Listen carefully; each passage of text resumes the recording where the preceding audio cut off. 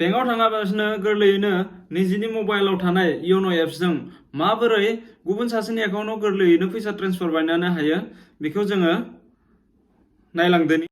थ'दो दाना योनो एप्सआव थांदोनि।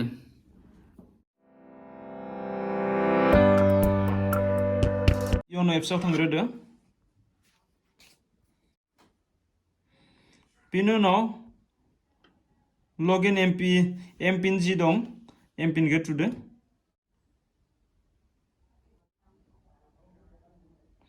बेबायदि इन्टारफेस फैगोन।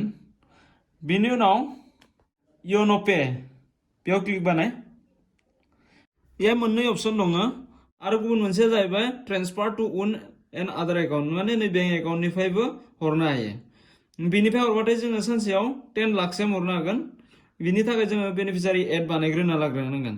बेयाव थांबाथाय नै बेनिफिसियारि एड बानायनो थाखाय खोन्थागोन। नै बेयाव बेनिफिसियारि एड बानायनो खोन्थादो।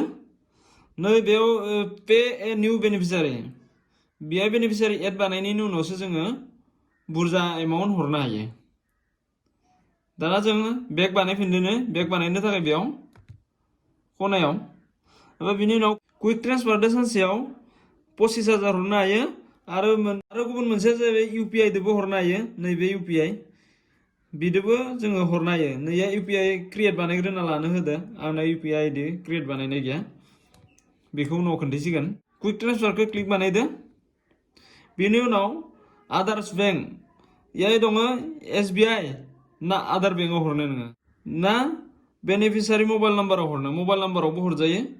जोङो बेंकदो माबोरै हरो बेखौ नायग्रोनोसै। एसबिआइआव फार्स्ट हरग्रोनोसै जोङो। बिनि थाखाय बेहाय आंनि फैसाखौ खोन्थागोन बेसे दङ। बिनि उनाव जायनो हरनो गोनां इन्टार निउ बेनिफिसियारि डिटेल नै बेयाव जायनो हरनो गोनां बेखौ थुनांसिगोन। बिनि उनाव एकाउन्ट नाम्बारखौ थुदो। बिनि उनाव आरो खेबसे थुबावनांगोन रि इन्टार एकाउन्ट नाम्बार। नै बेयाव बेसे फैसा हरनो बेहाय थुनांगौ। आं दा 100 हरना नायनोसै।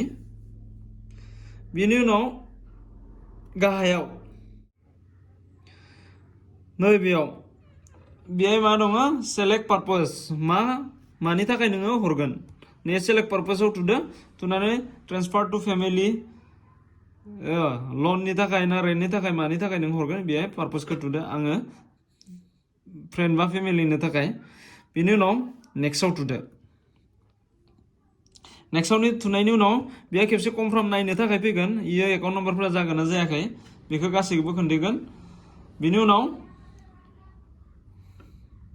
नेक्स्टआव थुदो जुदि क्लियार दंबा। बिनि उनाव अटिपि फैगोन। नै अटिपि फैबाय। बे अटिपिया अट'मेटिक डिटेक्ट बानायगोन बा नोङो खायफाना अट'मेटिक होना लायाबा इयो नोङो ओजोंनिफ्राय स्क्रल बानायनानै बेहाय एन्ट्रि बानायबानो जाबाय। बिनि उनाव साबमिटआव थुना होदो। साबमिटआव थुनाय लोगो लोगो नै खोन्थाबासो साक्सेसफुल फैसा साक्सेसफुल जाबाय। बिनि उनाव बेयाव खोन्थादो जे ग टु रिलेटिभ माने नोङो हमाव थांफिनगोन नङाबा Ed beneficiary four future payment. जुदि उनाव नोङो ट्रेन्सफार बानायनो गोसोबाथाय बेखौ एड बेनिफिसियारि बानायना दोनजागोन। बेयो 4 घन्टानि गेजेराव नोंनाव एक्टिभ जागोन। बिनि उनाव लाख थाखा माने 10 लाखसिम नोङो आरामसे योनो एप्सजों सानसेयाव ट्रेन्सफार बानायनो हायो। थ' बेनो जाहैबाय फैसा ट्रेन्सफार बानायनायनि आइडिया। माबोरै साक्सेसफुलि योनोजों फैसा ट्रेन्सफार बानायो। भिडिअखौ नायनानै जुदि मोजां मोनदोंब्ला लाइक आरो साबस्क्राइब बानाय। लोगोसे खनायाव थानाय बेल आइकनखौबो अलाव दबायनानै हो आरो लोगोसे लोगोफोरनो शेयार बानाय। Thank you. गोजोन्थों।